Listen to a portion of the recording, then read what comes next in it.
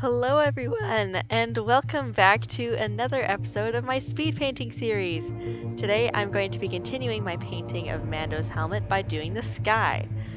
So right now I am just doing a glaze slash wash of Windsor Blue. So I've just mixed a very small bit of this pigment with a lot of water, and I'm just going over my underpainting. And I'm not starting with Mando's helmet, like doing all the colors and stuff, because I'm a little nervous to start it. I don't really want to jump straight in and regret it. I want to get a feel for the painting before I do anything major. So I feel like doing the sky and playing it safe with the background is a good thing to do as I'm starting out. So after I did my wash, I'm just going in with some more opaque color. So I have my same Windsor Blue, but this time a tiny bit of it is mixed with a lot of white to make it opaque because this color is quite transparent. So I'm just going in and making sure that I have very hard lines around Mando's figure, just so that I don't have any of those really nasty like fuzzy lines that can be really annoying later on when you have to fix them. And by fuzzy lines I mean where the paint doesn't fill in every little like nook and cranny of the canvas. So sometimes there'll be like white showing through. And normally an underpainting tries to like minimize that by having neutral color underneath so that you don't notice it as much. But I just really want to make sure that I don't have any of those nasty spots showing through because it's just not all that nice. And as you probably noticed, I'm using slightly different colors in different places.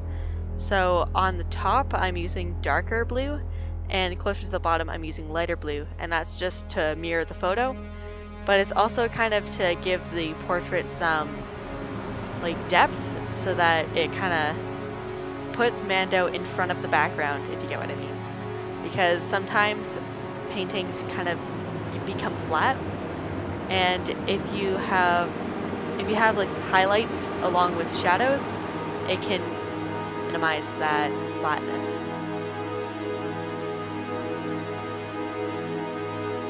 And as well as my Windsor Blue, I think this color was mixed along with some more ultramarine.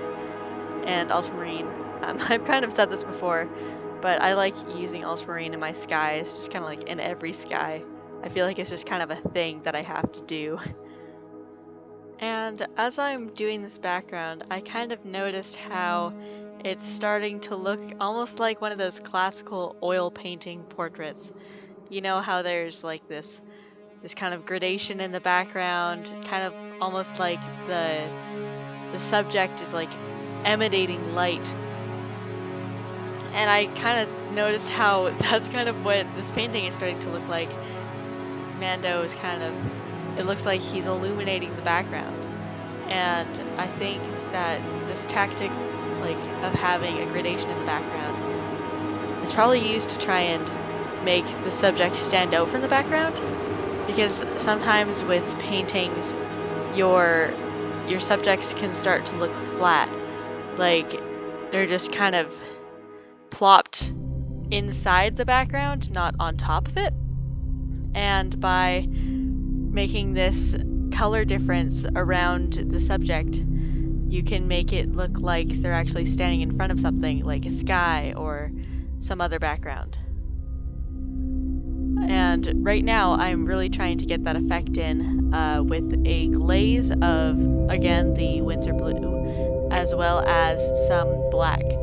And I think it was lamp black, and lamp black is kind of this almost like yellowy, greeny black that I think really made this this glaze work, because it's kind of similar to the Windsor Blue. And I'm just mixing it in with my fingers to make sure that there aren't any hard lines, because that kind of defeats the point of having this very soft background. And here is the template that we started out with. This is the underpainting.